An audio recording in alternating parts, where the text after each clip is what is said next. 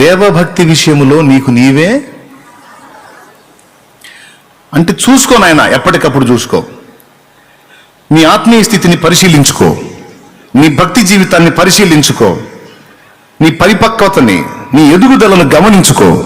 ఎక్కడన్నా అడుగులు జారుతున్నాయేమో, balance miss అవుతున్నావేమో, దేవుల్లో ఎదుగుతున్నావో తరుగుతున్నావో ఎప్పటికప్పుడు వివేచించుకొని జాగ్రత్తగా దేవునిలో అభివృద్ధి చెందు, భక్తిలో విస్తరించు.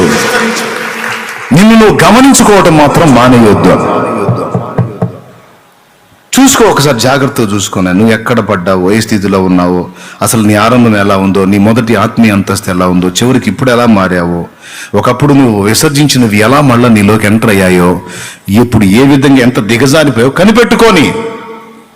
నీకెవరు చెప్పరు, నీకు నీవే జాగ్రత్త చేసుకో. దేవభక్తి విషయంలో నీకు నీవే